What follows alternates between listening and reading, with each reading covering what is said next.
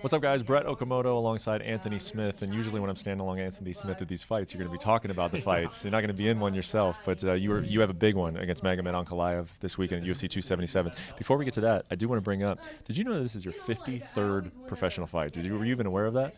No. I remember 50 wasn't that long ago, but I didn't. I don't ever keep track like everyone else does, but I never keep track of it. Is that number accurate, or did we miss some along the way?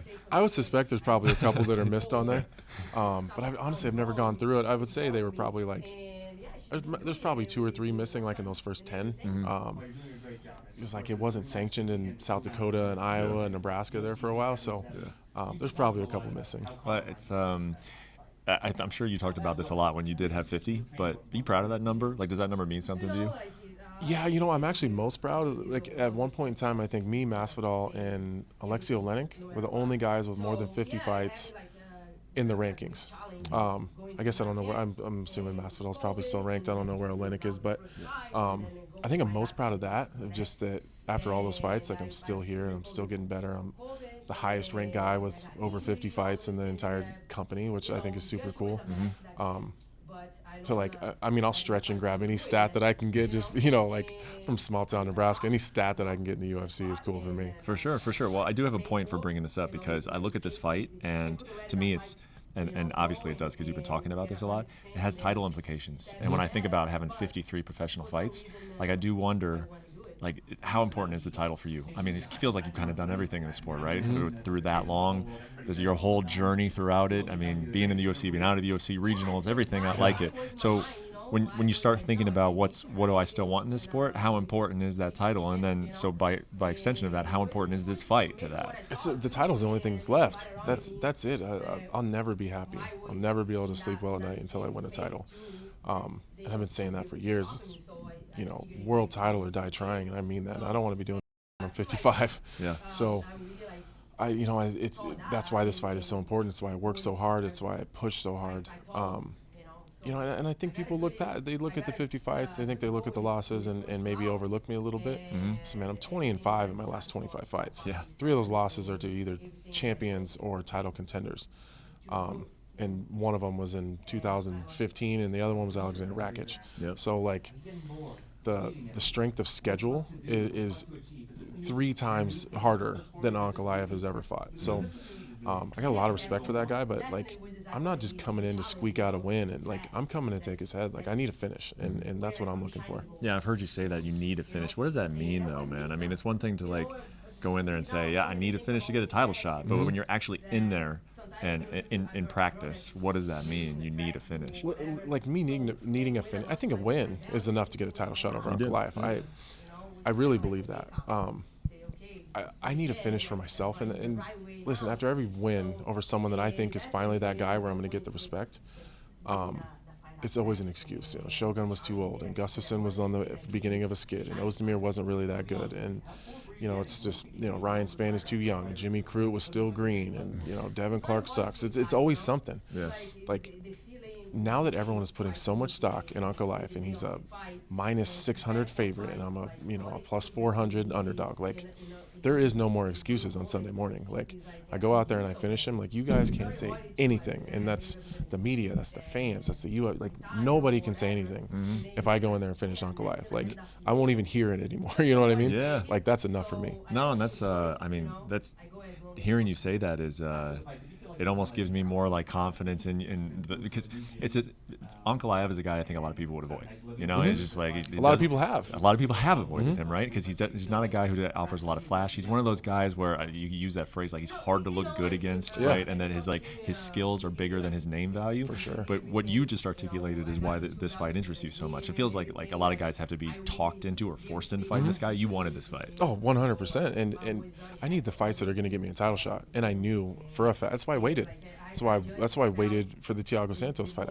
I probably could have went down and found someone that the UFC was willing to give me that was lower ranked and would have been an easier fight.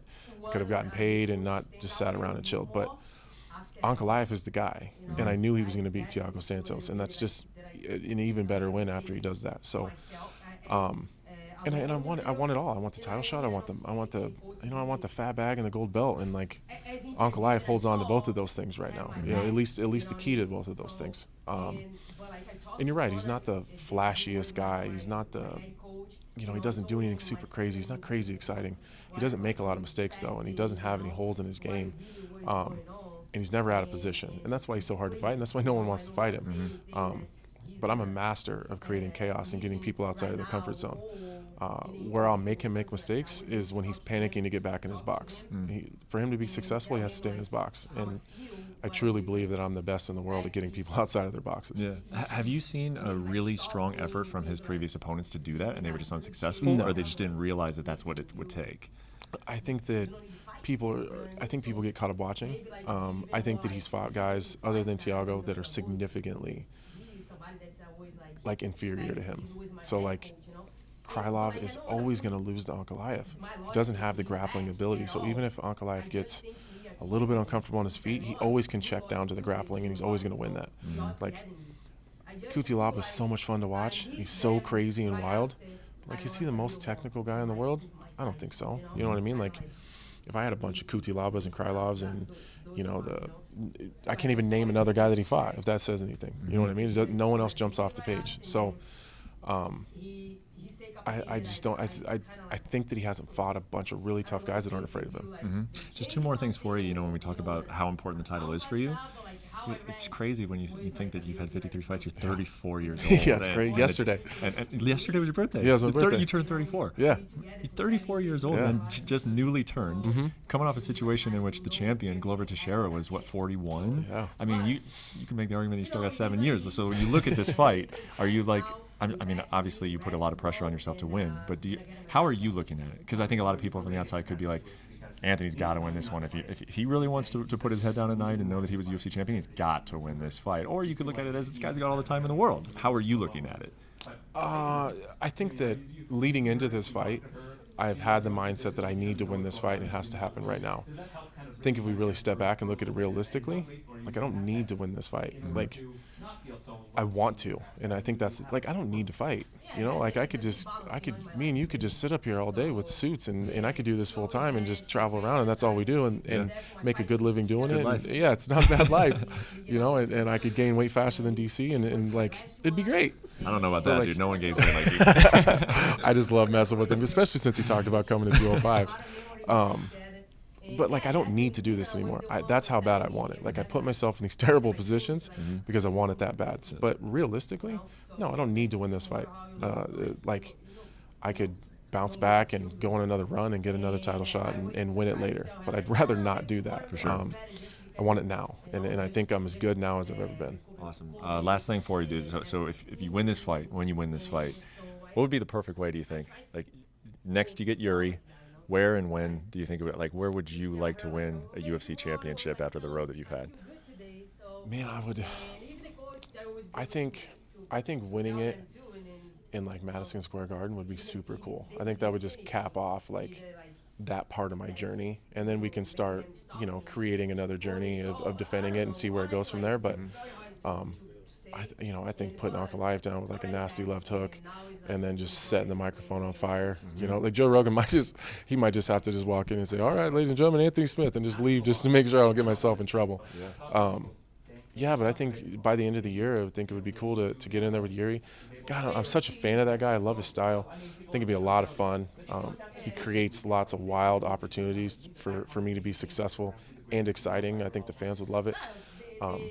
But I think doing it in an awesome arena like Madison Square Garden, it's always been a goal of mine to, at some point in time, fight at MSG. I think that'd be cool. Yeah, I can't wait. It's obviously you got the 2 title fights at the top of the card, but beyond that, this is a big fight for both you and Ankalaev, so I can't wait to watch it. The best of luck, man. Thank you for the time. Thanks, man. I appreciate it.